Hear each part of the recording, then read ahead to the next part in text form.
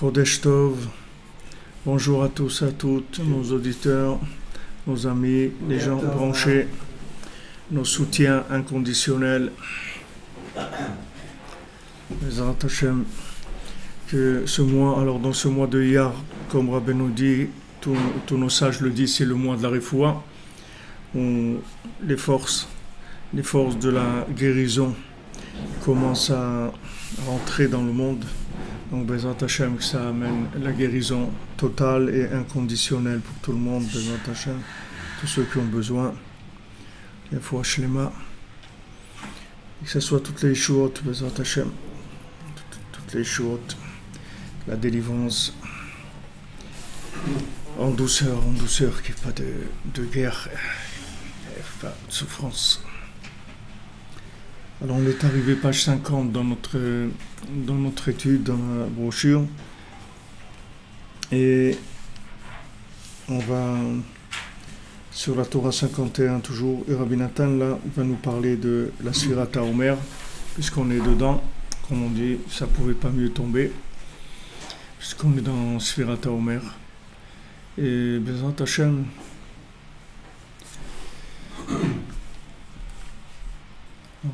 on va Refoua Shlema, donc pour Sarah Bat Elisabeth, et que tout le monde Refoua Shlema, Bezrat Hashem.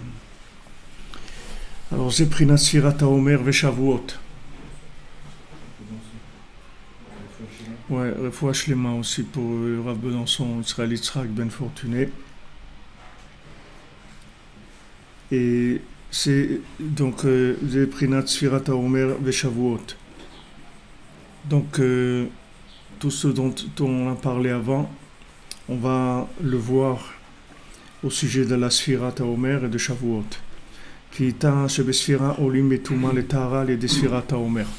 Parce que tout le lien de la Sfirat HaOmer, c'est de passer de l'impureté à la pureté pendant Sfirat HaOmer. Puisque Sfirat HaOmer, on est en plein dans le système du nombre, du chiffre.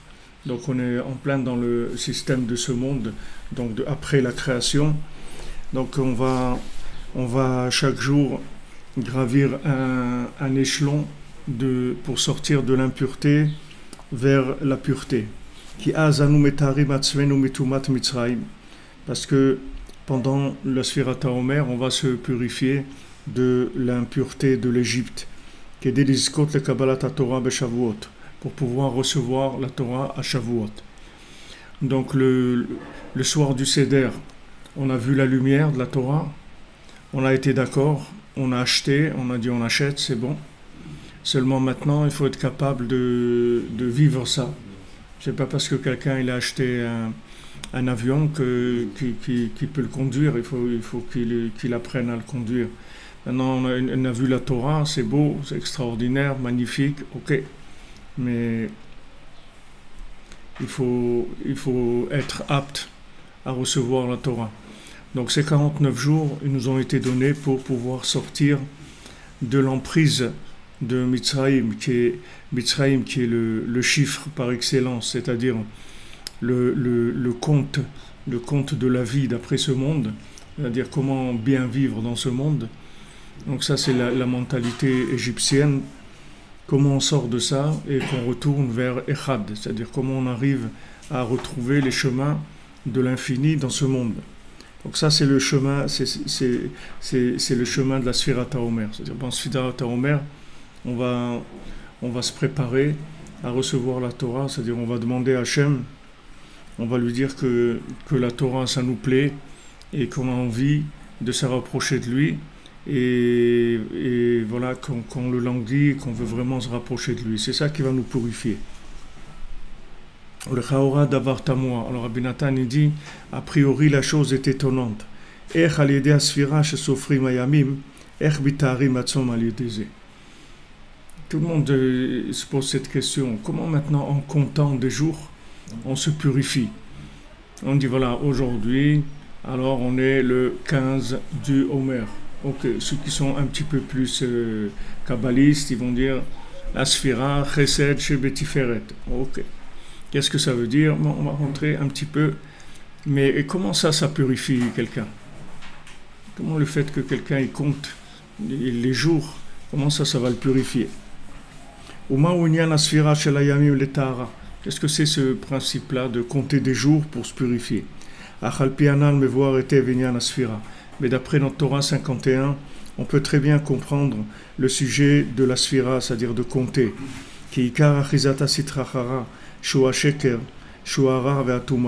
Parce que toute l'emprise de côté négatif, qui est le mal, qui est l'impureté,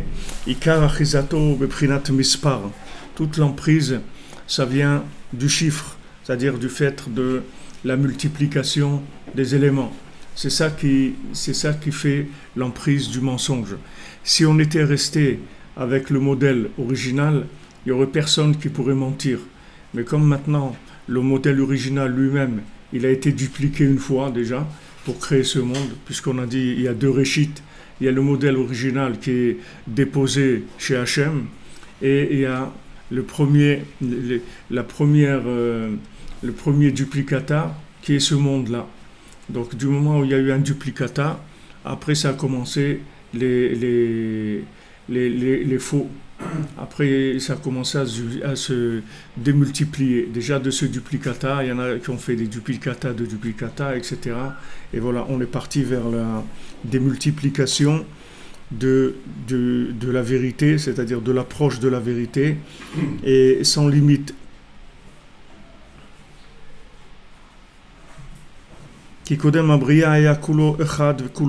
Parce qu'avant la création, tout était un, tout était bien. C'est-à-dire qu'il n'y avait aucune possibilité de se tromper. Voilà, la chose, elle est comme elle est. Et du moment où elle est évidente et elle est une, alors il n'y a pas d'emprise du mal. Le mal ne peut pas exister. Le mal, il commence quand il y a du flou. Quand on peut commencer à discuter, à interpréter. Hein. Ça fait que quand il y a un doute, quand il y a du flou, c'est-à-dire quand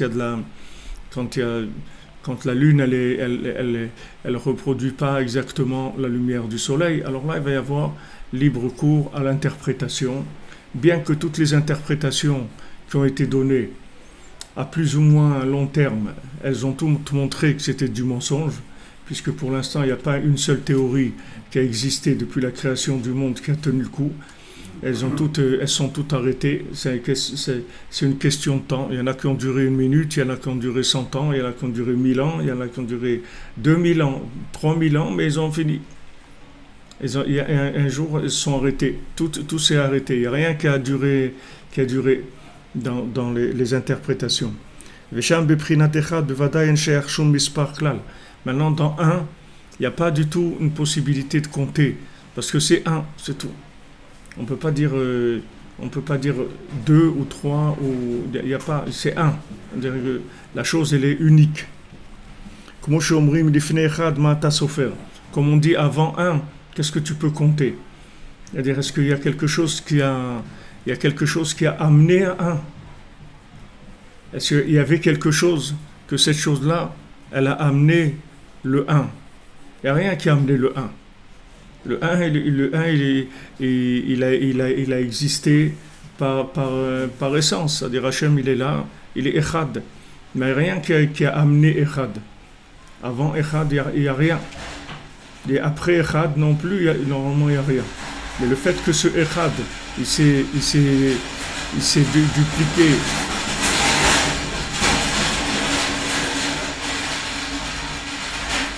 Dans ce monde, le fait que ce Echad, il est devenu 1 plus 1, alors tout notre travail, c'est d'arriver à prouver que 1 plus 1 égale 1, de ne pas commencer la démultiplication. Et dès que Kadosh Baruch Hu, il a fait sortir la création du potentiel à la réalité, tout de suite, le chiffre a commencé à exister. Parce que tout de suite, il y a eu 2 approches de 1. C'est-à-dire, il y a eu 2 interprétations de 1. Aujourd'hui aussi, il y a 2 interprétations de 1. On peut pas avoir une interprétation de 1. On a Kutsha Beruchu Shrinte, on a Hachem, Yudke Vavke, et quand on lit Yudke Vavke, on dit Adnout, on ne dit pas Yudke Vavke. On ne lit pas Yudke Vavke en disant Yudke Vavke. On lit Yudke Vavke en disant Adnout.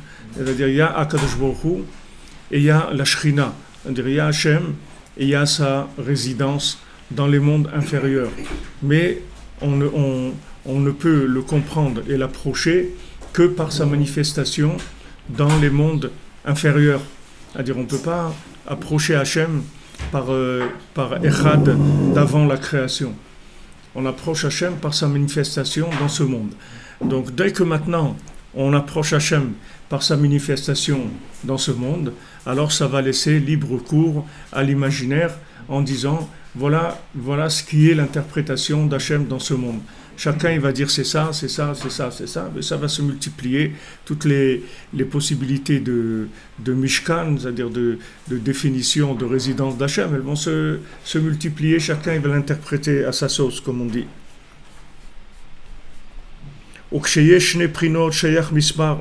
Et quand il y a deux possibilités, quand il y a deux approches, alors on peut parler de chiffres, et de là-bas va commencer la répercussion et la démultiplication jusqu'à arriver à la Sitra Chara, qui est Cheshbonot Rabim, c'est-à-dire jusqu'à qu'on arrive à la Sitra Chara, c'est-à-dire au côté négatif, que le côté négatif, ça s'appelle Cheshbonot Rabim, c'est-à-dire beaucoup de comptes. C'est ça la Sitra Chara. La Sitra Chara, ça ne fonctionne en fait que par la multitude d'éléments. C'est-à-dire, quand la Sitra Chara elle est intéressée par un maximum d'interprétations possibles. Le fait uniquement qu'il y ait plusieurs interprétations, ça suffit pour le mensonge. Parce que ça éloigne de un. Donc c'est ça ce qui l'intéresse. Même si ce qu'elle a dit, ça, c'est comme les informations. Ce qui est important, c'est pas de dire la vérité. Ce qui est important, c'est surtout ne pas dire la vérité, c'est-à-dire trouver quoi dire, mais qu'elle ne soit pas la vérité. Il faut interpréter le plus possible. Et plus on va dire de choses qui sont les unes aussi fausses que les autres, mais le fait qu'on multiplie, alors ça crée du choix possible. Et ce choix-là, c'est ça qui fait que le mensonge s'installe. Parce que tant qu'il y a du choix, alors on peut noyer le poisson, c'est-à-dire on peut cacher la vérité. Puisqu'il va y avoir, comme maintenant il va y avoir des gens qui vont être attirés par ces choix. Et ces différents choix, puisqu'ils ont des intérêts. Chacun il a des intérêts personnels. Donc ces intérêts personnels, ils vont lui donner des attirances par rapport à certaines théories, par rapport à certaines philosophies, etc. Donc ça va permettre au mensonge de gagner du temps. Mais c'est une question de temps, c'est tout. Le temps, ça détruit le mensonge. Le temps, il tue le mensonge. Parce qu'il n'y a rien qui prouve que le mensonge est vrai et faux et vraiment du mensonge que le temps, c'est tout. On dit, ok, il y a quelqu'un qui dit, ouais, la tour Eiffel, en fait, c'est un champignon qui a poussé, ok, pas de problème, vas-y, roule, aucun problème. Tout ce que tu veux, vas-y, roule, on te suit, avance.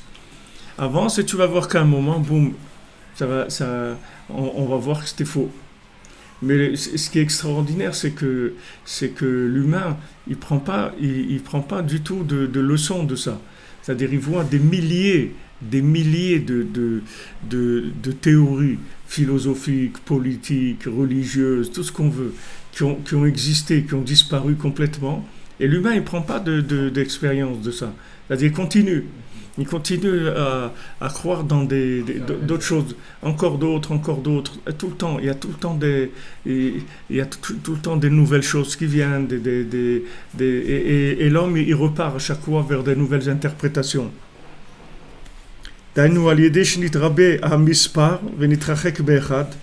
Donc le fait que maintenant, il y a eu une multiplication du chiffre, c'est-à-dire le chiffre a grandi, Et quand le chiffre a grandi, donc on s'est éloigné de un, puisque maintenant, le premier un qu'il y a eu dans le monde, il était très proche du un d'avant la création, mais le 2, c'est commencé déjà à être un peu plus loin, et le 3, et quand on arrive à des milliers, des millions, alors là, on est vraiment très très loin de Echad. להשתלשל לבחינת חשבונות רבים, שהוא בחינת אחיזת הצחחה, שהוא בחינת שקר שרחוק מאחד. Donc la multitude ou la multiplication du chiffre, c'est ça qui éloigne de Echad, de 1, et c'est ça qui crée le mensonge. En soi-même, c'est ça le mensonge. J'ai bien compris. Mais c'est Hachem qui crée la dualité. La dualité, oui. Mais Hachem, il a créé que le binaire, c'est tout, pas plus. Okay. C'est tout.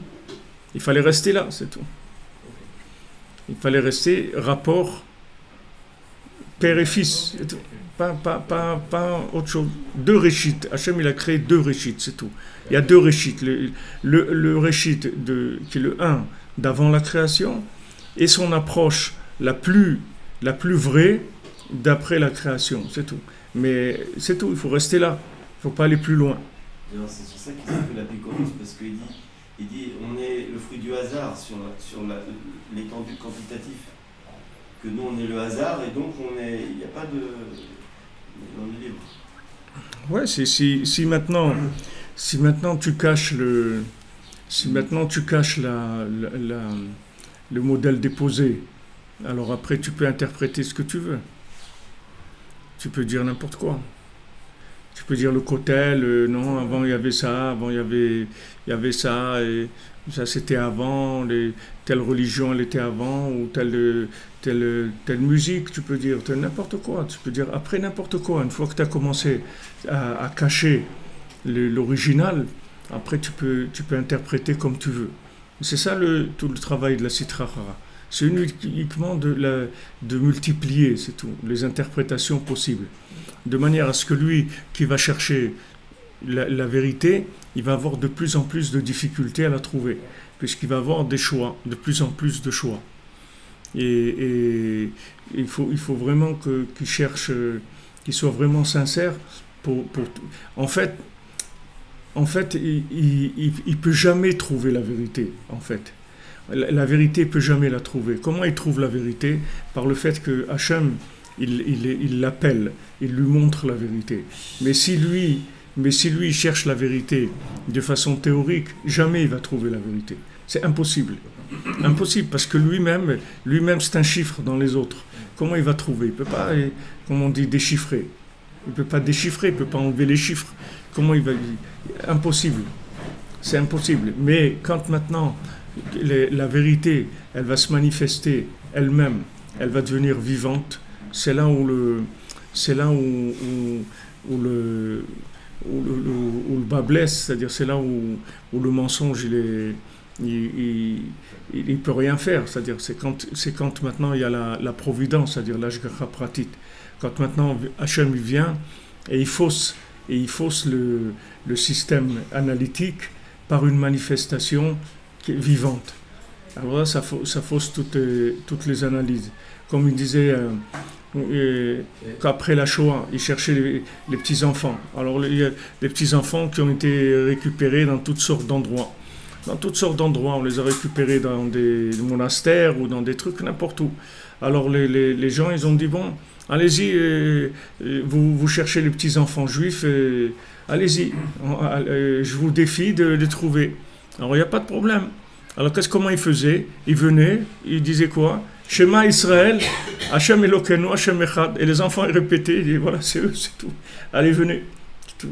Mais ils ne sont pas rentrés dans des analyses de la couleur des yeux, ni la taille des oreilles, ni les capacités intellectuelles, ni rien du tout. Shema Israël, oui, Hachem Elokeinu, Hachem Echad, Dieu il est un. Ce message-là, ils le connaissaient. Tous, leur maman leur faisait faire Shema avant de dormir, donc il n'y a pas de problème.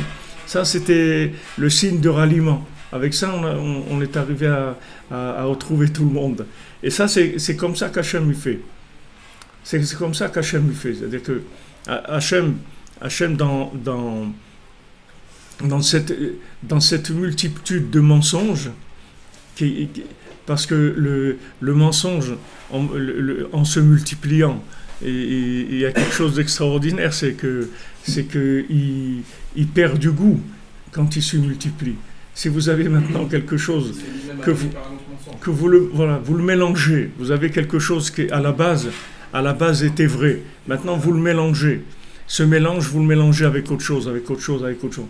À la fin, la vérité, elle n'a plus de goût parce elle a tellement été mélangée, elle a tellement été ballottée, interprétée, etc., qu'elle a perdu le goût du vrai au départ.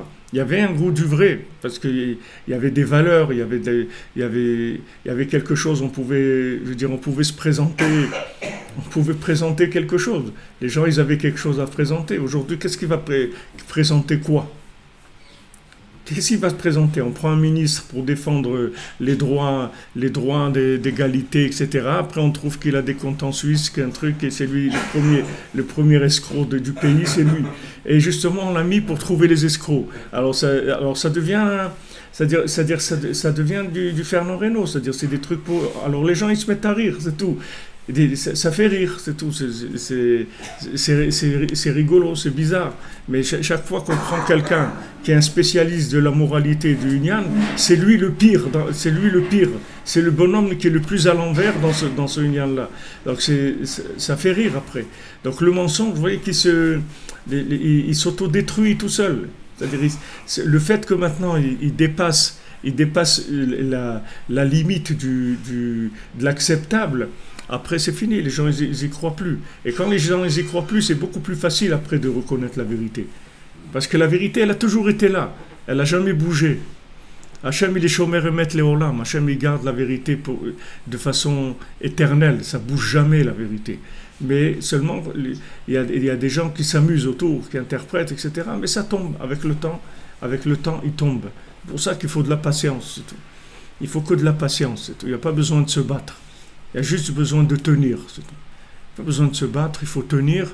Et en tenant, le mensonge il tombe et la vérité elle reste. C'est avec le temps. Au préat mispar, veshoresh mispar, bigdusha, kodem shinistashel el atuma. Dehainu tekef achar abriya, sheas tekef nitava prinata mispar kanal. Donc le chiffre il a commencé par la création, c'est-à-dire par le début de la création, avant qu'il y ait toute possibilité de mensonge, il y avait la première chose qui a été créée, c'est-à-dire le premier homme, qu'on appelle dans la Kabbalah Adam Kadmon, l'homme qui était faisons l'homme à notre image, le premier, l'homme qui est l'image d'Hachem.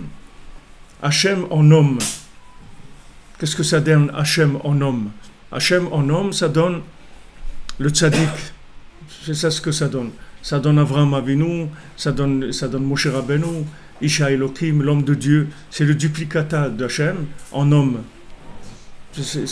Et dans le monde, il y a toutes sortes d'éléments qui sont vrais, c'est-à-dire qui sont la projection d'Hachem sous cette forme-là. La projection d'Hachem sur tout ce qu'il a créé, c'est la projection d'Hachem. C'est Hachem sous cette forme-là, sous la forme humaine, sous la forme animale, végétale, minérale, c'est Hachem lui-même. C'est-à-dire que si maintenant tu t'attaches à la chose de façon vraie, c'est Hachem qui se manifeste à toi sous cette forme-là.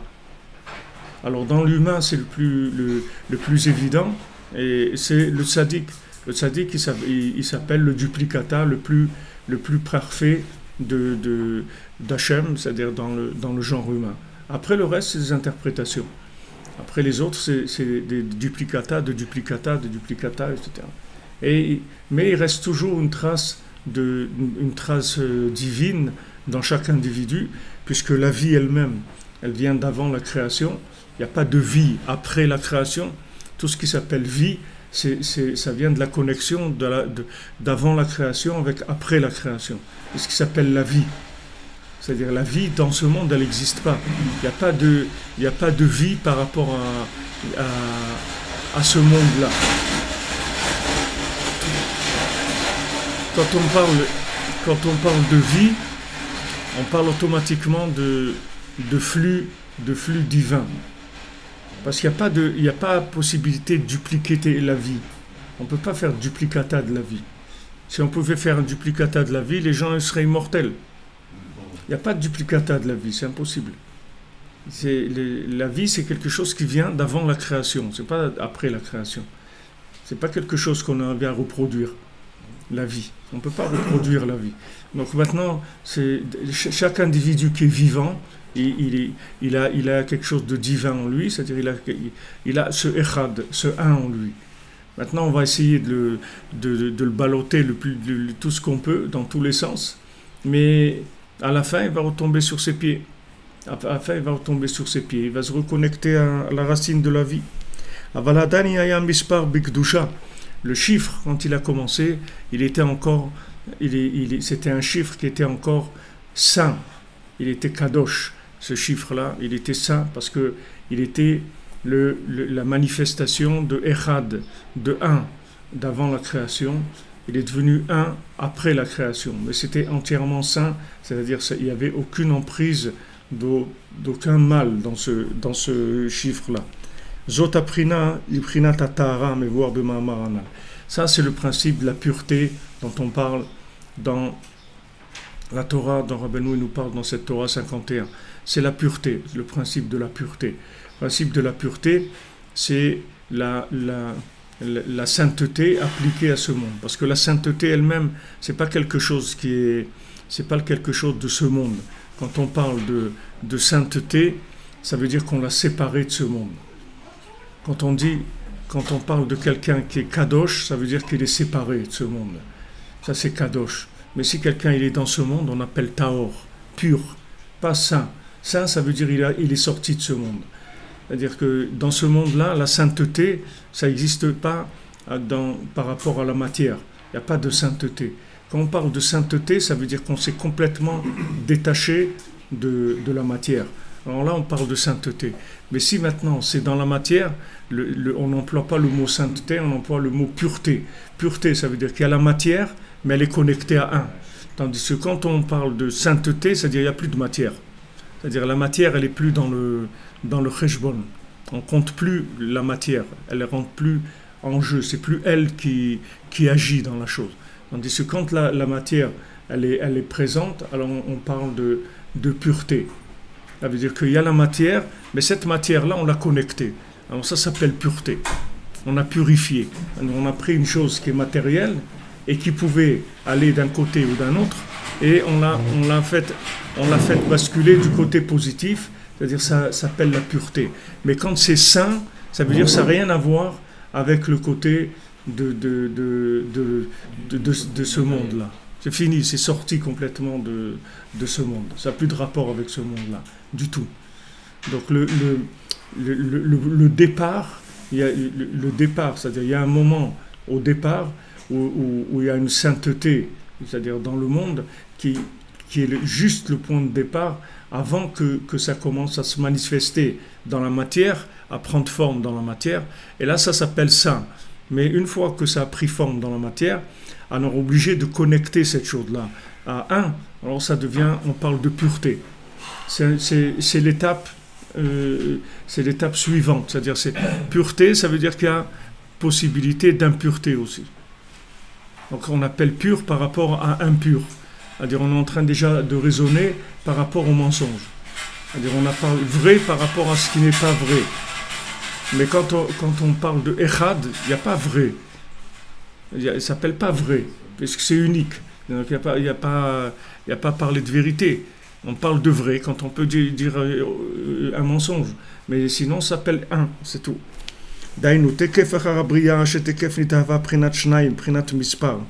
Donc la pureté, c'est une notion qui vient tout de suite après la création, quand il y a eu deux, c'est-à-dire le chiffre. Chez Zeroshem, chez Ishtalshel,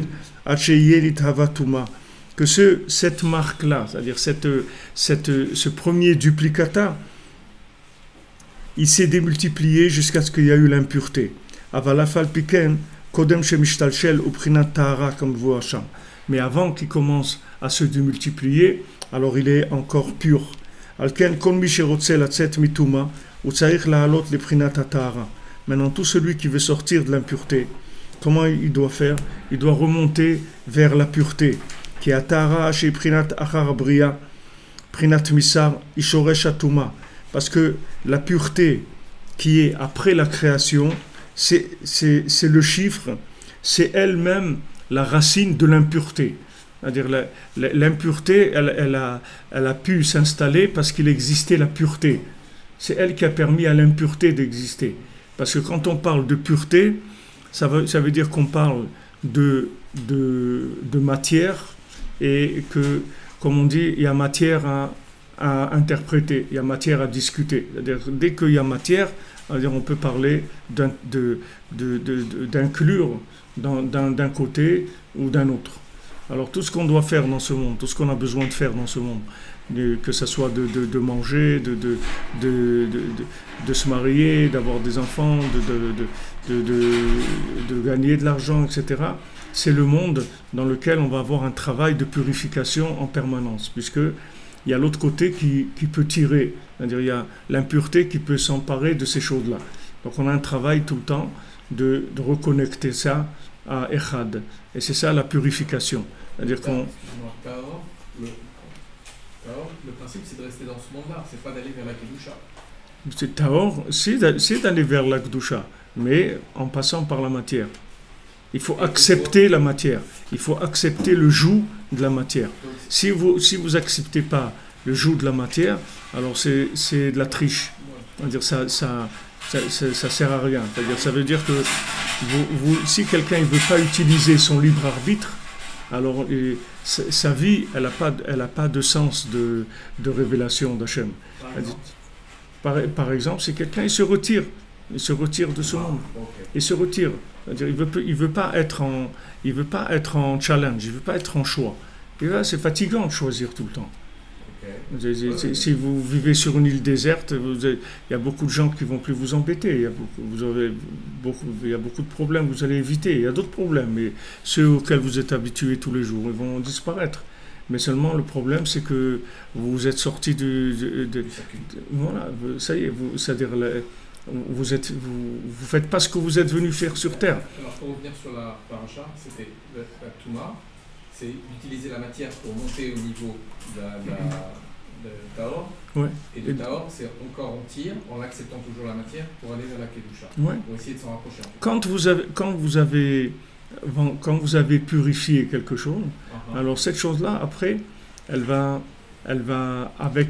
avec le temps, avec la solidité de la chose, elle va passer dans la Kedusha complètement. C'est-à-dire, quand est-ce qu'elle va passer dans la Kedusha? C'est-à-dire qu'il n'y aura plus de possibilité de retomber. C'est-à-dire, ça ne pourra plus être réinclus dans l'autre côté. C'est-à-dire, il n'y a plus matière à discuter. Donc ça, c'est acquis déjà. Et chacun, c'est comme ça, chacun, il a ces niveaux-là. Il a des niveaux où il est limite, il y a des niveaux où il est déjà dans la pureté, et il y a des choses dans lesquelles il est dans la Kedusha. Dans la Kedusha, c'est des choses qui ont été acquises complètement, et qui font... en fait, ce qui est acquis, c'est ce qui fait un avec vous. C'est-à-dire que c'est devenu un. C'est-à-dire que, comme on dit, c'est devenu votre seconde nature. Pas de votre seconde, c'est votre première nature. Mais les gens, ils appellent, c'est sa seconde nature, parce que comme les gens, ils sont dans le mensonge, alors ils prennent à l'envers. Mais en fait, c'est votre première nature. C'est-à-dire que vous avez retrouvé votre première nature, et ça y est, vous avez terminé. Et ça, c'est le travail de l'homme. C'est-à-dire c'est du recyclage permanent. Ce qu'on fait, en fait, chacun, c'est une usine de recyclage dans tout ce qu'il fait. Dans sa pensée, dans sa parole, dans ses actes, dans sa nourriture, dans son argent, dans tout. Il recycle, c'est tout. Il prend des éléments, il les fait passer du côté de la pureté et du côté de la sainteté après. Vous avez parlé de triche, si quelqu'un veut se retirer de la matière. Ouais. Et par définition, c'est tout simplement impossible de se déconnecter de la matière. Il restera toujours avec ça fait partie de son choix. Le fait qu'il ait choisi de se retirer de la matière, il n'a pas perdu son libre arbitre, puisqu'il a utilisé justement à 100%. Tant qu'on fait un choix, finalement c'est l'essentiel. Après, est-ce que c'est le bon choix, ça n'engage que la personne. Non, pourquoi si quelqu'un choisit, si quelqu'un choisit de ne pas jouer,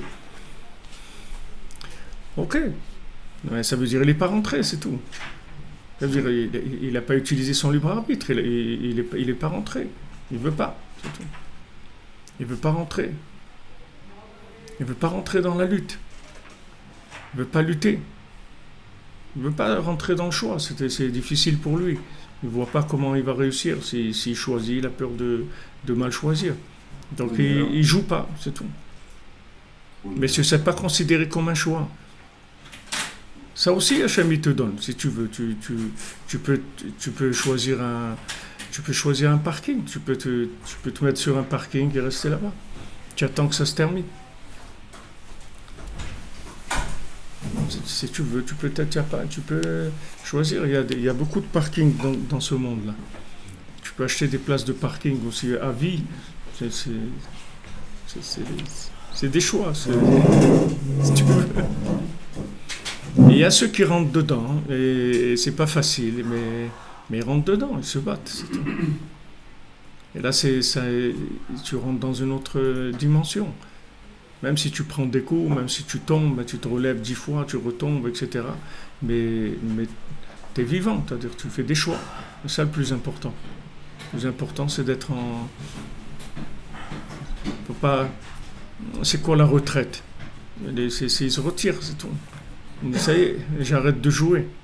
Rabbeinu dit, il n'y a pas de retraite. Ouais. Même dans la retraite, il faut se battre sans arrêt. Il n'y a pas de retraite. La retraite, c'est quand Hachem il décide de retirer la personne de ce monde et il la place dans un autre. C'est pas toi, tu ne peux pas te retirer.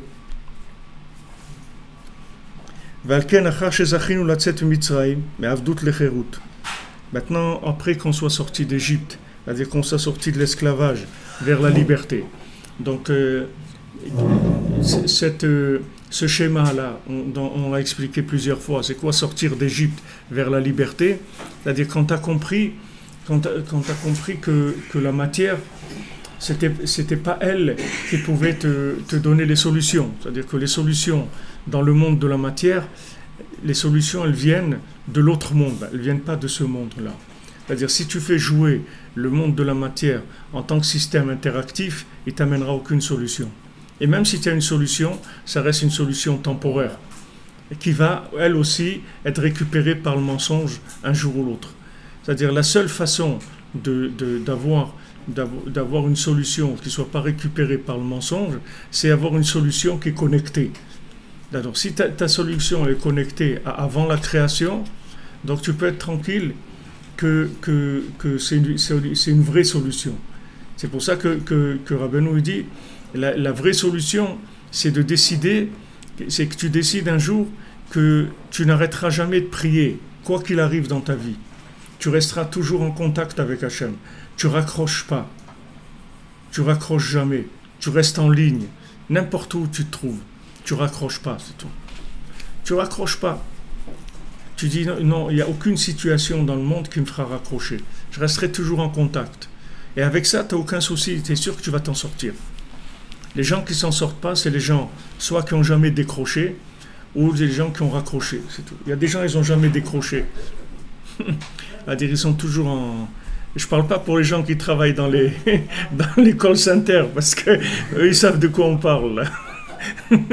Mais il y a des gens qui ont vécu dans le système de cause à effet. Je vais faire ça, donc je vais avoir ça, etc. Ok, bon, ça c'est des gens, ils n'ont jamais décroché. Mais celui qui a décroché, qui a essayé de commencer à faire quelque chose dans la troisième dimension, alors il va avoir des problèmes. Il va avoir beaucoup de raisons de raccrocher. Il ne faut pas qu'il raccroche, c'est tout. Il ne faut pas raccrocher, c'est tout. Il faut savoir que toutes les situations, elles ont toujours une solution. La solution, c'est de rester en ligne, c'est tout. Il faut que tu restes en ligne tout le temps. Il n'y a rien qui doit faire que tu raccroches. Il n'y a aucune raison de raccrocher. C'est la seule chose qu'Hachem te reprochera, c'est tout. Hachem, tant que tu es en ligne, il ne peut rien te reprocher du tout. Parce que tu es en ligne. Le fait que tu es en ligne, ça veut dire que tu as toujours un contact avant la création. Du moment où tu as un contact avant la création, toutes les solutions, elles sont là. Tu as toutes les solutions entre tes mains. Celui qui est rempli de fautes et qui continue à les faire, dès lors qui se connecte à Hachem, il ne fait que lui parler, même au milieu de la poubelle, alors lui, je veux dire, c'est ça l'essentiel, quoi. Ouais, c'est ce qui s'appelle un être vivant. Un être vivant, c'est celui qui reste en ligne, c'est tout. Celui qui a raccroché, même s'il n'est pas dans la poubelle, même s'il est dans un palais, mais s'il a raccroché, il est mort. Du moment où il raccroche, ça s'appelle mort parce qu'il rentre dans l'interactif. Mieux vaut être dans une poubelle avec Hachem plutôt que dans un palais. Mieux vaut être dans un palais avec Hachem.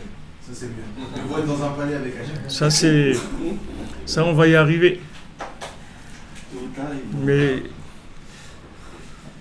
Hachem, tu l'as dans ton palais. Tu as ton palais. Quand tu parles avec lui, c'est dans le palais avec Hachem. C'est dans la malchoute d'Hachem. C'est dans la royauté d'Hachem. D'accord? Que maintenant Hachem, c'est la seule chose qu'il te demande, c'est de rester en ligne. C'est la seule chose. Voilà, tout le temps. Tu veux être dans le palais royal, tu utilises ton palais. Tu fais tourner ta langue 7 fois. Et voilà, c'est tout. Tu es dans le palais. C'est ça qui s'appelle vivant. Donc maintenant il y a des... Il y a plusieurs, le mensonge va utiliser plusieurs moyens pour essayer de faire raccrocher la personne. Il va la faire raccrocher soit par l'échec, mais par la réussite aussi. La réussite aussi, c'est une façon de raccrocher. Hein? Je l'ai déjà vu 2 fois. Mais ça, c'est incroyable. Mais ça, c'est pas 2 fois, c'est tous les jours. Non, il y a quand ça. vous voyez devant vous, mais tous on a ça. La réussite, c'est un des éléments qui font le plus raccrocher les gens. La réussite, c'est la récupération. La récupération, ça fait la récupération de l'idéal. La récupération de l'idéal. La personne, elle avait un idéal, elle était pure, elle était attachée à la pureté, elle ressentait quelque chose, etc. Puis un jour, elle a trouvé un impresario, et ça, il l'a fait taire. C'est fini. Il l'a enterré, il l'a fait raccrocher. Vous avez dit que Laurent Besançon, c'est quoi un artiste? C'est quelqu'un qui produit de l'art. Voilà. Ça y est, c'est fini. Il n'y a plus d'âme, il n'y a plus d'état d'âme, il n'y a plus rien. C'est-à-dire, ça y est, tu rentres dans un système. La réussite aussi, c'est récupéré par l'Égypte. Donc le principe de l'Égypte, c'est de maintenir l'homme, puisque Mitzraïm, c'est le mot Metzar, c'est-à-dire étroitesse. Étroitesse, ça veut dire interactif, c'est-à-dire tu es dans l'étroit, tu n'as que les éléments qui sont là, et devant toi, qui sont les éléments matériels de ce monde, et tu dois te débrouiller avec ça. Ça s'appelle l'Égypte. Maintenant, si tu veux sortir d'Égypte, tu découvres qu'il y a une possibilité d'être en contact avec Hachem, avec l'infini, et à ce moment-là, tu as toutes les possibilités qui sont ouvertes, et tu t'appelles un homme libre. Un esclave, c'est un homme qui a créé une dépendance des éléments matériels pour vivre. Ça s'appelle un esclave. C'est-à-dire qu'il fonctionne par interactivité de la matière. Ça, c'est la définition d'esclavage. Un homme libre, c'est quelqu'un qui a compris que ce monde-là, en fait, il est connecté à une base qui dirige ce monde. Et que si maintenant tu es en contact avec cette base et tu ne raccroches pas, tu es un homme libre. C'est tout. Tu es un homme libre. Tu ne vis pas dans le rapport de ces choses-là. Et tu peux vraiment faire ce que tu veux dans ta vie. Parce que tu es libre. Qu'est-ce qui te bloque? Qu'est-ce qui te rend esclave? C'est que tu dépends de certaines choses. C'est-à-dire que tu as une dépendance. Par exemple, quelqu'un il veut se marier, quelqu'un il veut monter en Israël, quelqu'un il veut aller à Oman, quelqu'un il veut faire quelque chose dans sa vie, il veut faire quelque chose qui est un idéal, quelque chose, une dimension. Qu'est-ce qui va l'empêcher de faire ça? Ce qui va l'empêcher de faire ça, c'est le côté interactif de la matière, c'est tout. C'est pas autre chose. Si maintenant il dit il y a une autre dimension, alors il peut faire ce qu'il veut dans sa vie, parce qu'il y a une autre dimension, c'est tout. Donc quand il a besoin de quelque chose, il sait que Hachem il est en ligne, Hachem il n'a jamais raccroché à personne, Hachem il a toujours écouté la prière de chacun. Et son plus grand plaisir, c'est quand on fait appel à lui, qu'on le remercie, qu'on fait l'appel à lui quand on a besoin de quelque chose. C'est pour ça qu'il nous a créés, c'est pour qu'on ait besoin de lui. pas qu'on puisse se passer de lui. Et à ce moment-là, c'est l'harmonie, c'est-à-dire on vit en liberté, on est en liberté dans ce monde-là. Donc la sortie d'Égypte, c'était ça. Ki Mitzrayim hu mezara Cham, parce que l'Égypte, c'est la descendance de Cham, d'accord, des enfants de Noir. Il avait Cham, ça veut dire aussi chaud, Prinat Bgam Abrit, que Cham, c'est celui qui a abîmé l'alliance, c'est-à-dire c'est le principe de la perversion. Zouamat Anachash, qui est le poison du serpent, Prinat Eved Avadim, qui lui a dit, toi, tu vas être l'esclave des esclaves. C'est-à-dire, non, c'est pas uniquement esclave, tu vas être esclave de l'esclave. C'est-à-dire que il y a l'esclave, c'est celui qui est dans le côté interactif de la matière, mais il y a celui qui va être esclave de l'esclave. C'est-à-dire que lui-même, il va être l'esclave de celui qui est déjà esclave. Tout ça, ça vient du Bgam Abrit, c'est-à-dire de la personne qui a fauté dans l'alliance. Fauter dans l'alliance, c'est que la personne, elle a raccroché. C'est ça, fauter dans l'alliance. Fauter dans l'alliance, ça veut dire que la personne, elle a arrêté le débat.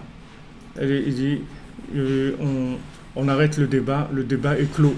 Du moment où la personne, elle a raccroché, ça s'appelle Bgam Abrit. Tant que la personne, elle parle avec Hachem, n'importe quel problème qu'elle ait, tant que c'est ouvert, la discussion est ouverte avec Hachem, c'est-à-dire il n'a pas peur d'en parler avec Hachem, il n'a pas peur de dire à Hachem, voilà, je sais que ça, c'est pas bien, je sais que toi, tu veux pas que je fasse ça, mais j'arrive pas, je suis fou, je fais des bêtises, etc., et je te demande de me sauver, sauve-moi de moi-même, sauve-moi de ma folie. Tant que la personne, elle tous les jours, elle en parle avec Hachem, tous les jours, elle revient à la discussion, c'est-à-dire elle parle de ses problèmes avec Hachem, ça s'appelle qu'il est dans Tikkun Abrit, il est dans l'alliance. Mais alors, est-ce que c'est qui tout double? C'est-à-dire, est-ce que la personne qui est au fond de la marmite chaude et qu'il a beaucoup de matière en lui, alors s'il ne se déconnecte pas, alors est-ce que Dafka il a encore plus de force dans le spirituel?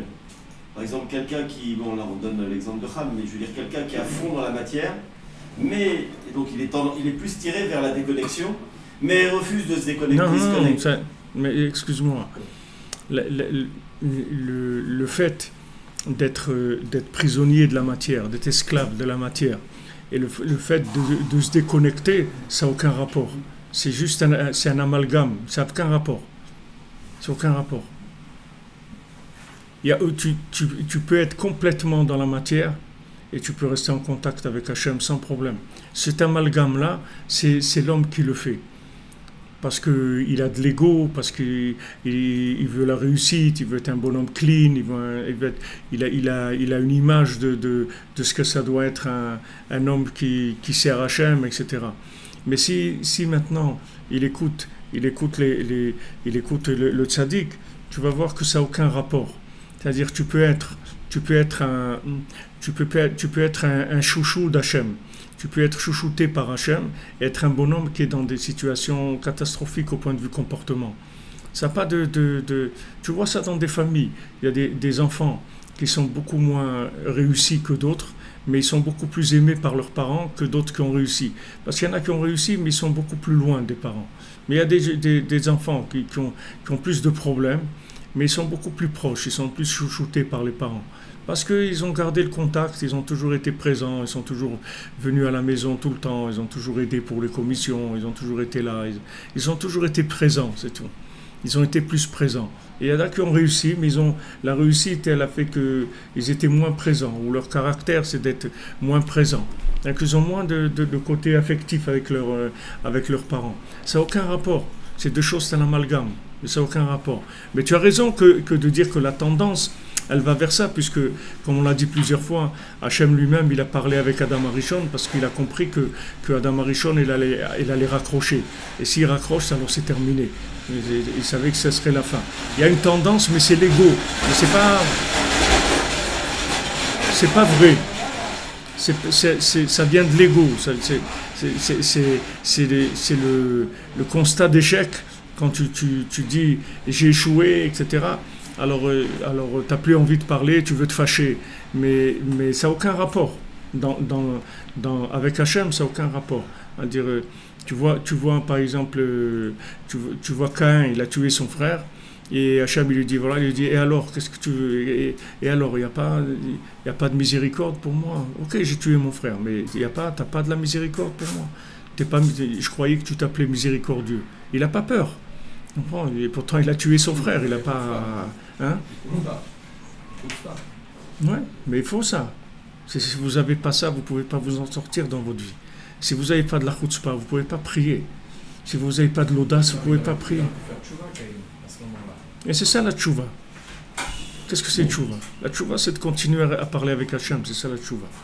C'est quoi tchouva? En ayant une autre marche, une autre approche. Et le bonhomme, c'est un assassin. Qu'est-ce que vous voulez qu'il fasse? C'est son truc, c'est un assassin. Qu'est-ce que vous voulez qu'il fasse? Il est là-dedans. Il va faire quoi? Mais il parle avec Hachem. De ça, il va réparer tout. Il va s'en sortir. Mais c'est le seul moyen. Il n'y a pas d'autre. Faire tchouva, c'est ça. Qu'est-ce que vous voulez faire tchouva? Comment vous allez faire tchouva? Dites à quelqu'un, fait tchouva. Vous croyez qu'il était content, Caïn, il a fait la fête, il n'était pas content de ce qu'il a fait. Donc il savait très bien que c'est pas ça qu'il fallait faire. Mais il est tombé, il a fait ça. Alors qu'est-ce qu'il va faire maintenant? Il veut rester proche d'Hachem. Même après ce qu'il a fait. Ça n'empêche pas, il n'a pas le droit. Qu'est-ce qu'il y a? C'est beau, vous allez le chercher loin. Qu'est-ce qu'il y a? Tu m'as mis dans un monde et tu m'as mis dans des choix. J'ai fait le mauvais choix, ok, alors, parce que j'ai fait le mauvais choix, je suis éliminé. J'ai plus le droit à la vie, j'ai plus le droit à rien du tout. Alors ça a marché, puisque Hachem, il lui a mis un signe, il lui a mis un signe sur le front que les animaux qui le voyaient et tout, ils ne le tuaient pas, sinon il l'aurait tué tout de suite. Il aurait tué tout de suite, tous les animaux qu'il aurait rencontrés, il a mis un signe pour le protéger. Pourquoi? Parce qu'il a osé parler. Pourquoi il a osé parler? Parce qu'il s'est dit, attends, qu'est-ce que tu veux que je fasse? Ça c'est Caïn qui était au début de la création, mais comme je vous le dis aujourd'hui, après maintenant 5778 ans de la création du monde, et après 2000 ans d'exil, vous pouvez oser parler, vous pouvez y aller, n'ayez pas peur. Vraiment, n'ayez pas peur du tout de parler avec Hachem, parce que vous pouvez oser parler. Vous avez de quoi dire. Vraiment, vous avez de quoi dire. Et je peux vous dire que des avocats, vous en avez en haut des milliers qui vous défendent. Parce que des gens, aujourd'hui, dans l'état où on est, qui cherchent encore à s'en sortir, je peux vous dire qu'il n'y en a pas beaucoup sur Terre. Il n'y a pas beaucoup de gens sur Terre qui cherchent encore à s'en sortir. Et uniquement quelqu'un, même s'il rampe, même s'il est... voilà, l'infirme, il rampe, il ne tient pas debout. Il tombe de sa charrette, il rampe, il mange de l'herbe, il est mamache comme un animal, il est là, il mange de l'herbe, quand l'herbe c'est fini, il passe à côté, il a encore de l'herbe, jusqu'à qu'au jour après il tombe sur le diamant. Mais je veux dire, il n'y a personne qui lui avait prévu ou prédit qu'il allait trouver un diamant. Aujourd'hui aussi, il y en a qui cherchent de l'herbe. Hein? Aujourd'hui aussi, il y en a qui cherchent de l'herbe. Ouais.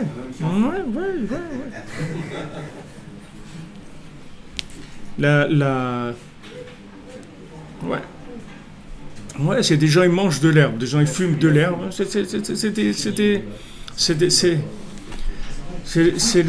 C'est les rampants, c'est-à-dire quand l'homme il rampe, il a pas de... Mais aujourd'hui, il y a personne qui a à avoir honte. Rabbi nous dit, il n'y a pas à avoir honte. Tu n'as pas à avoir honte du tout.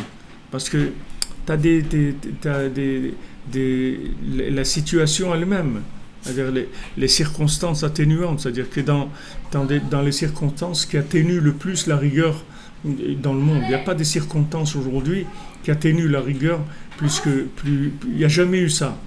Il n'y a jamais eu dans le monde des générations qui ont vécu avec des gens aussi nuls qu'il y a aujourd'hui.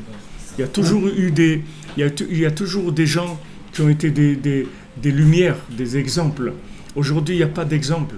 Aujourd'hui, il y a des exemplaires, c'est tout. Il n'y a pas des exemples. Il y a des exemplaires, ça tire à des milliers d'exemplaires, c'est tout. Ça tire à des milliers d'exemplaires. C'est les billets, les photos, les trucs. Allez, les exemplaires. Mais il n'y a pas d'exemple. Il n'y a pas des gens qui ressemblent à Echad. Il n'y a pas des gens qui ressemblent à un, qui vous donnent envie de dire ah, wow, ça c'est voilà le modèle de la génération. Voilà la marque déposée de la génération. Je vais me mettre à côté de lui, je bouge pas, c'est tout. Nous aussi, si Moshe Rabbeinu, il était là, vivant, et qu'il avait sa tente, nous aussi on aurait fait comme Yoshua Benoun, on serait rentré dans sa tente, on aurait, comme on dit, coincé la bulle là-bas, et on bouge plus, c'est tout. C'est tout, je dirais. Mais malheureusement aujourd'hui, la tente de Moshe Rabbeinu, elle est là, mais tout est virtuel. C'est-à-dire il faut s'accrocher, parce que c'est virtuel. Une fois que vous avez dépassé ça, après ça y est, c'est encore mieux que quand il y avait l'attente réelle. Mais avant que vous arriviez à rentrer dans la réalité virtuelle de l'attente de Moshe Rabbeinu, il faut lever le téléphone, je peux vous dire, il faut y aller, il faut parler. Jusqu'à qu'un jour, vous rentrez dans l'attente. Et vous savez qu'en fait, cette tente, elle est toujours là, elle a toujours été là, elle est plus présente que jamais, mais elle est virtuelle. Mais ce cap-là, avant de le passer, ça demande beaucoup de travail. Il faut casser beaucoup de fantasmes qui vous repoussent. Justement, qui vous disent capable, ça sert à rien, d'où tu viens, où tu vas, qu'est-ce que tu vas faire. Il y a beaucoup d'idées qui viennent, il y a beaucoup de gens aussi qui vont vous décourager, il y a beaucoup de choses qui vont essayer de vous repousser tout le temps. Mais sachez que l'attente du tzaddik, elle est là, comme Rabbi Nathan il dit, elle est toujours là, et seulement elle est virtuelle, c'est tout. Elle est virtuelle justement parce qu'on va vers une optimisation maximum. Donc on ne veut plus de choses matérielles, on ne veut plus d'intérêt, on ne veut plus d'échanges d'intérêt. On veut que des échanges qui soient vrais. Et les échanges qui sont vrais, ils sont complètement dénués d'intérêt. Pour être dénués d'intérêt, il faut qu'ils soient entièrement virtuels. Sinon, dès que ça passe dans de la réalité, il y a des intérêts tout de suite. Mais quand c'est virtuel, c'est dénué d'intérêt. Comment on peut aspirer à quelque chose qu'on n'a jamais connu? Exemple.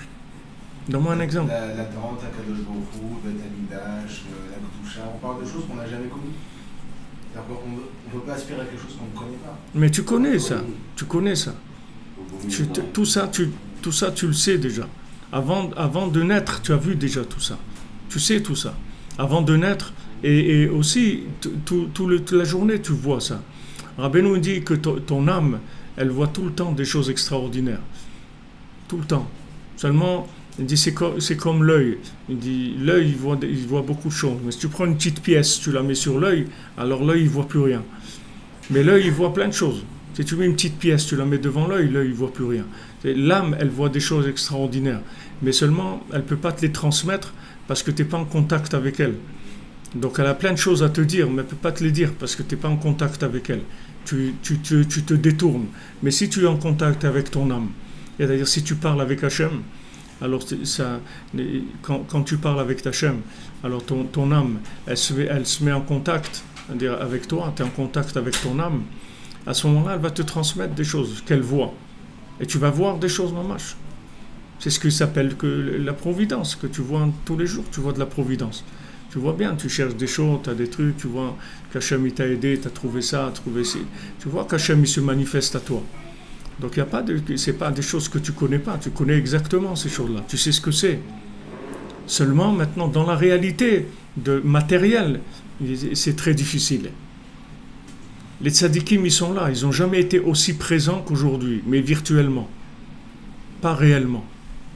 Parce que dès qu'il y a le réel, il y a des échanges d'intérêts. Et donc ça amène à une voie de garage à un moment ou un autre. Il y a de la récupération. À un moment ou un autre, il y a une récupération. Tu vois David Ameller. David Ameller, pourquoi David Ameller c'est le symbole messianique? Pourquoi David Ameller c'est Mashiach ben David? Pourquoi lui il est Mashiach? Parce que David Ameller c'est le principe, il était un Néphel, un avorton. D'accord? Il ne devait pas vivre, David Ameller.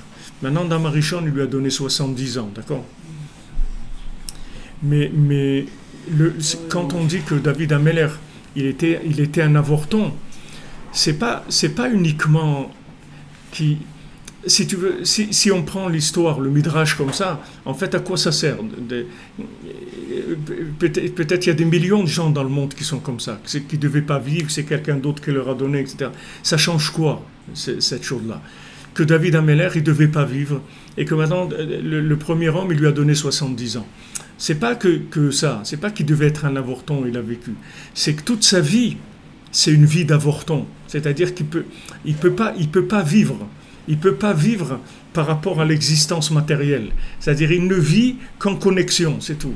Dès qu'il commence à vivre et que la chose, elle prend forme embryonnaire, elle se détruit tout de suite. Dès qu'elle devient mamache embryonnaire, elle se détruit. Et il faut qu'il recommence le contact. Il faut qu'il recrée le contact.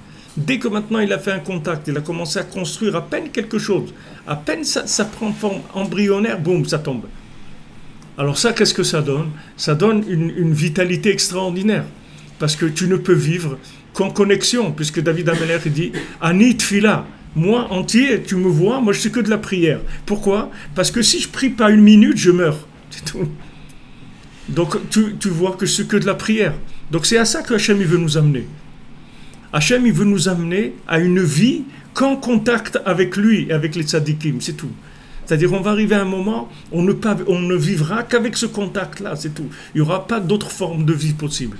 Mais pour ça, d'abord, il doit nous enlever toutes les formes auxquelles on était accrochés. Qui en fait, quand tu vas au maximum, après c'est comme une forme d'avodazara, c'est de culte étranger. Parce que le maasé, tu t'accroches à quelque chose d'existant. Même si cette chose-là, c'est de la Gdusha. Même si c'est le Beth Amikdash. Mais sauf, tu t'accroches à quelque chose de matériel. Donc le fait que tu as un rapport matériel avec la chose, tout de suite, c'est faussé. Maintenant, on veut que tu sois accroché au Beth Amikdash, au temple, et que tu sois dans le temple tout le temps, mais virtuel, pas réel, de manière à ce que ça soit émettre les mytho, que ça soit vraiment vrai. C'est-à-dire que ton rapport, il soit vraiment vrai avec la chose. C'est-à-dire que ça soit un vouloir qui soit entièrement sincère. Qu'il n'y ait là-dedans aucun intérêt du tout. D'ailleurs, ça n'existe pas. Il n'y a rien qui te prouve que c'est vrai, puisque c'est plus que ça. C'est que la chose réellement, elle n'existe pas. Donc, tu es accroché à quelque chose qui est virtuel. Donc, rien qui prouve que c'est vrai plus que ça. Puisque la chose, elle n'existe pas dans la matière. Donc, tu sais que tu vas avoir aucun échange matériel avec la chose. Donc, aucun intérêt matériel. Tu vas travailler pour construire le temple. Hachem, il t'annonce déjà. Le 3e temple, tu ne le construiras pas. C'est moi qui vais le construire. Donc, qu'est-ce que je fais? Qu'est-ce que je fais alors? Puisque je ne vais pas avoir Maaseh Yadav Leitpaer, on dit l'action de mes mains pour m'en glorifier. Attends, laisse-moi faire quelque chose. Non, tu ne feras rien du tout. Pourquoi? Hein? Le 3e temple, il est comme le château en eau, il est virtuel.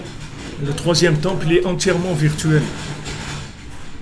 Il est entièrement virtuel et la réalité du 3e temple, c'est une réalité virtuelle qui va devenir réelle, mais qui va venir entièrement du virtuel. Elle ne sera pas construite par l'homme. Il n'y aura pas la main de l'homme du tout. Même David Améler, il n'a pas pu construire le temple parce que lui aussi, il avait des mains dedans. Il ne pouvait pas. C'est vrai qu'il n'y a pas un homme sur terre qui a cherché le temple comme David Améler. Il a dit, je ne dormirai pas tant que je n'aurai pas trouvé l'endroit du Beth Amikdash. Je ne laisserai pas le sommeil à mes yeux tant que je n'aurai pas trouvé cet endroit. David Améler, il a cherché l'endroit du Beth Amikdash, il a tout fait. Il a construit le Beth Amikdash, mais virtuellement. Hachem, il lui a dit, Halt, tu ne construis pas. Shlomo, il va construire. Toi, tu ne construiras pas. Parce que tu ne peux pas. Tu ne peux pas. Tu as du sang sur les mains. Ça veut dire que tu as fait trop de choses avec tes mains dans ta vie. Même David Améler, quand il a fait ces guerres qu'il a faites, il ne fallait pas que ça soit comme ça. Ce n'est pas de sa faute à lui, c'est parce que le monde était là où il était. Mais même le fait qu'il ait passé par des guerres, ça a empêché qu'il puisse construire le temple. Mais le 3e temple, il viendra sans intervention de main du tout. Il n'y aura pas de main du tout. Donc Hachem, il t'annonce déjà la couleur. Le 3e temple, tu ne le construiras pas. C'est-à-dire ta réussite, c'est pas toi qui vas la construire. Hachem, il va construire ta vie entièrement. Mais Hachem, il veut vérifier ton niveau de vouloir, c'est tout. S'il est sincère. Si ton niveau de vouloir Et sincère, il te donne tout. Mais il faut que tu sois sincère. Et si c'est pas sincère, il n'y a rien. Ça n'intéresse plus. Des gens du cinéma, ça n'intéresse plus. Hachem, il veut plus de cinéma. Le cinéma, il y en a eu plein dans le monde. Il veut plus. Il veut plus. Des gens qui font semblant de l'aimer, des gens qui font semblant de le craindre, des gens qui font semblant de le servir. Il veut pas. Il veut pas. Des gens qui récupèrent après les choses pour eux. Il veut plus ça. Il veut plus. Il veut des gens sincères. Sincère, ça veut dire que maintenant on te dit, il n'y aura rien, c'est tout. Il n'y aura rien. Tu veux, c'est pour rien, c'est tout. Sans intérêt. Comme le Baal Shem Tov, vous avez dit le Baal Shem Tov, on lui a enlevé le Olam Haba, il est content, il dit, oh, enfin vous m'avez débarrassé de ça. Toujours j'avais cette idée que je vais avoir le paradis et tout. Maintenant vous m'avez enlevé ça, je sais que j'ai pas de paradis, vous m'avez libéré, maintenant je sers Hachem parce que je l'aime, c'est tout. Je veux pas de paradis, je veux rien du tout. Il était content le Baal Shem Tov, ça l'a libéré, ça l'a soulagé. Donc Hachem il veut ça aujourd'hui, c'est-à-dire que il veut qu'on tu vois bien que en fait la réussite du monde aujourd'hui, la bénédiction qu'il y a dans le monde, elle est plus grande que ce qu'il y a jamais eu dans le monde. Il n'y a jamais eu une ouverture, un rapprochement et un amour d'Hachem pour sa création comme aujourd'hui. Jamais il y a eu ça. Il n'y a eu jamais d'ouverture autant que Hachem, il n'est jamais descendu aussi bas pour aller chercher les gens qu'aujourd'hui. Donc tu vois que de l'amour, il y en a, c'est pas ce qui manque. Il y en a énormément. Hachem, il y a beaucoup d'amour. Voilà, on étudie sur Internet. Voilà, tu as des gens maintenant, ils sont là, ils sont au Canada, et des gens, ils sont dans leur lit, des gens, ils sont en pyjama, d'autres, ils sont en train de boire un café et tout. Ça n'empêche pas de suivre de la Torah de Rabbeinu et tout. Il n'y a pas. Alors que avant, tu voulais la Torah, tu viens au Beth Midrash. Et si le Beth Midrash il est loin, eh ben tu vas te déplacer. Et tu vas te déplacer des heures pour arriver. Et quand tu arrives, c'est plein, on ne te laisse pas rentrer. Tu vas sur le toit, tu cherches une petite lucarne, tu mets ton oreille et tu écoutes la Torah. C'est ça si tu voulais de la Torah. Aujourd'hui, qui est-ce qui va faire ça? Il n'y a personne qui fait ça. Aujourd'hui, on vient chez toi. On te dit, reste tranquille, là où tu es, tu ne te bouges pas. Il n'y a pas eu de plus de miséricorde que ça. Ça n'a jamais existé. Jamais il y a eu tant de miséricorde que ça. Seulement, on veut que de ton côté, ce soit sincère, c'est tout. On veut que tu sois sincère dans ce que tu fais. Maintenant, sincère, ça ne veut pas dire que tu es parfait. C'est pas ça. Sincère et parfait, ça n'a rien à voir. Sincère, ça veut dire que ce que tu fais, tu le fais avec des idées claires. C'est-à-dire, c'est ça que tu veux. Même si tu n'arrives pas à ça. Mais c'est ça que tu veux. C'est clair. Voilà à quoi je veux arriver. Ça.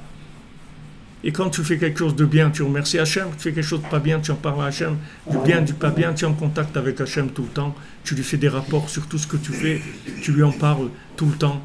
Tu arrêtes pas le contact, tu raccroches pas. C'est ça qui veut Hachem. Mais des gens qui ont réussi, des réussites dans lesquelles il y a eu des emprises de côté négatif, Hachem, il veut plus ça. Donc Hachem, il a enlevé du monde. Tout ce qui était images réussies, il n'y en a plus. Des images virtuelles, tu en as beaucoup, mais pas des images matérielles. Parce qu'il ne veut plus ça. Il va nous amener vers une Géoula par une adhésion virtuelle, c'est-à-dire que par la Emouna. Quand je parle de virtuel, ça veut dire que je parle d'Emouna. J'en parle un langage qui est moderne, mais ça veut dire Emouna. Virtuel, ça veut dire qu'il n'y a que Emouna. Et tout. Il n'y a que la foi. Ou tu y crois, ou tu n'y crois pas, c'est tout. C'est tout. Mais il n'y aura pas d'éléments qui vont, si tu veux, te pousser à croire en te prouvant par des réussites matérielles. Il n'y aura pas ça. C'est-à-dire que Hachem, il veut que tu aies confiance en lui, totale, que tu t'engages dans le dialogue avec lui et que tu ne vives qu'en dialogue avec lui et que tu aies un rapport avec lui journalier, de compte rendu, de tout ton cœur, que tu parles avec lui, que tu lui dises, voilà Hachem, voilà ce que je suis, regarde à quoi je suis arrivé, regarde tout ce que tu m'as donné, regarde moi ce que j'ai fait, regarde ce que j'ai pas fait, etc. Il veut que ça soit sincère, ça soit journalier. Si tu fais ça, Hachem il te donne tout. Hachem il te construit ton troisième temple, il te donne tout ce que tu as besoin. Tout, absolument tout. Et quand il manque quelque chose, il manque que ça, c'est tout.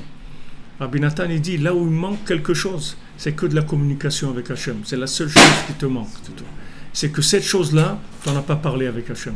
Et si tu en as parlé, tu n'as pas parlé assez, c'est tout. C'est pas assez, c'est tout. Mais comment, voilà, j'ai prié, combien tu as prié? Combien tu as prié? J'ai prié. Combien tu as prié? Combien tu as prié? Si tu vois que le troisième temple, il n'est pas descendu, c'est que tu l'as détruit. C'est pas que tu ne l'as pas construit. C'est que tu l'as détruit. Donc il n'y a pas assez de prière, c'est tout. Il y a pas, je dis, mais combien je vais prier? Prie. Mets ton cœur, prie, n'aie pas peur. Mets des heures. Tu peux mettre des heures, il n'y a pas de problème. Tu n'es pas obligé de prier un quart d'heure, une demi-heure ou une heure. Mets des heures, rentre des heures dans la prière. Tu peux rentrer parce que on va arriver à ne faire que ça, de toute façon. Hachem, il va amener le monde à ne faire que ça. Tu verras qu'on arrivera à un moment où il va rester que ça.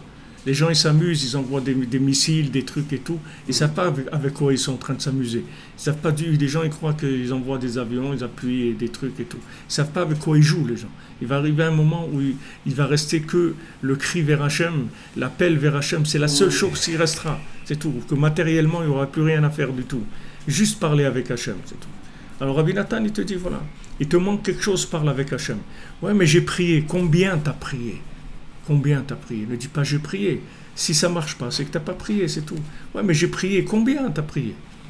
Les gens, ils croient une petite prière, un quart d'heure, il a prié, il a fait 3 Mizmor Teilim. Les gens, ils disent, voilà, le Mizmor du jour. Un Mizmor du jour, ou tiens, un Mizmor du jour. T'as besoin un Mizmor du jour. T'as besoin des mise à mort.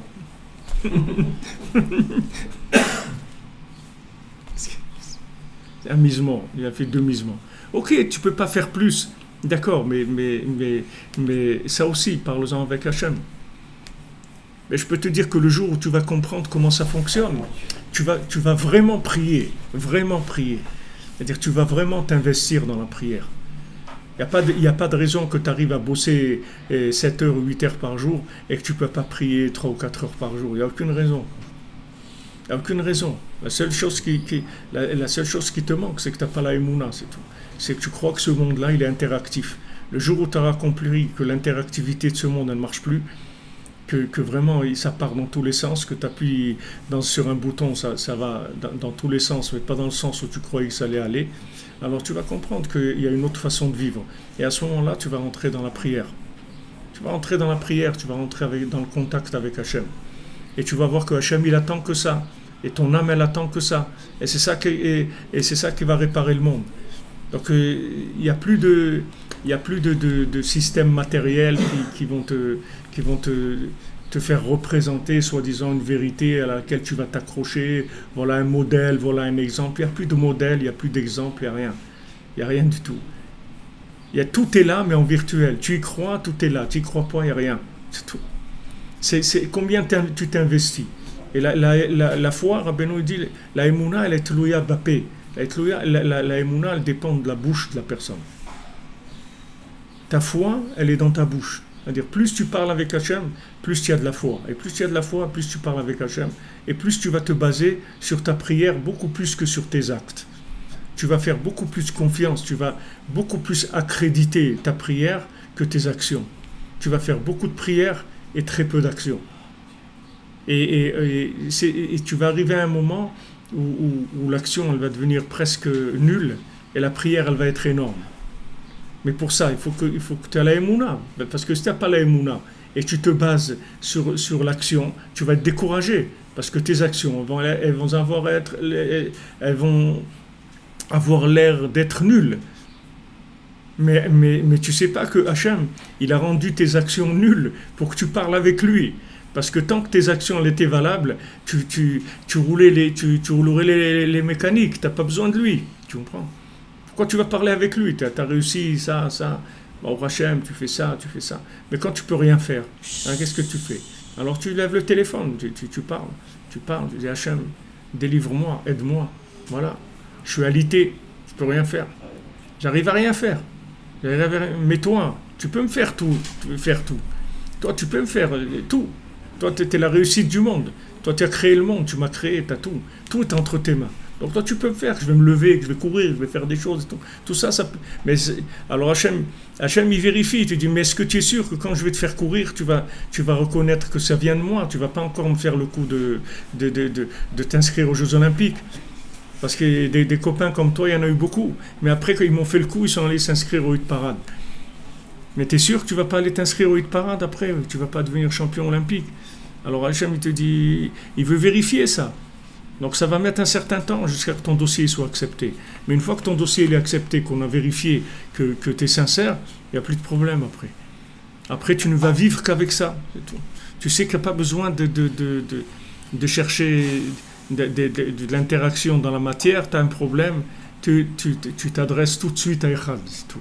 Tu ne vas pas chercher. Et ça, c'est la réparation du monde. C'est comme ça qu'on va arriver à la réparation. Alors, Bezrat Hashem, voilà, c'est Rosh Chodesh Tov, c'est jour de Tchouva. Jour de Tchouva. Rabbeinu nous dit, puisque Hashem lui-même, il regrette qu'il a diminué la lune. Donc, on peut oser. Quand vous parliez d'oser tout à l'heure, on peut oser. On peut oser parce que Hachem, il a diminué la lune. Il dit, Hachem, tu nous as enlevé l'évidence. Hein? Ouais. Hein? Hachem lui donne la zouk de Gdusha, l'audace de Gdusha, puisque on peut dire Hachem, regarde, tu nous as caché l'évidence, ton évidence dans le monde, et comment tu veux qu'on te trouve? C'est difficile. Ton évidence, tu l'as cachée. La matière, elle s'est multipliée de façon incroyable. Et c'est difficile pour nous. Alors comprends que c'est pas qu'on veut pas, on veut, mais sache que c'est difficile. Voilà, ça nous ouvre la bouche, c'est-à-dire on peut faire tchouva, c'est-à-dire on peut ouvrir la bouche, et on peut oser. Alors on a 2 jours de Rosh Chodesh, ces 2 jours on peut oser plus que les autres jours, parce que ces jours-là, Hachem lui-même, il fait tchouva. C'est-à-dire Hachem lui-même, il dit, amenez une offrande pour moi, amenez un sacrifice pour moi, parce que je suis désolé, j'ai réduit l'évidence de ma présence sur terre. Donc si lui regrette ça, et nous, c'est là où on peut placer on peut placer nos paroles, nos prières. Bezat Hashem. Be'atzlacha, Shavua Tov et Chodesh Tov, que des bonnes nouvelles. Bezat Hashem pour tout le monde.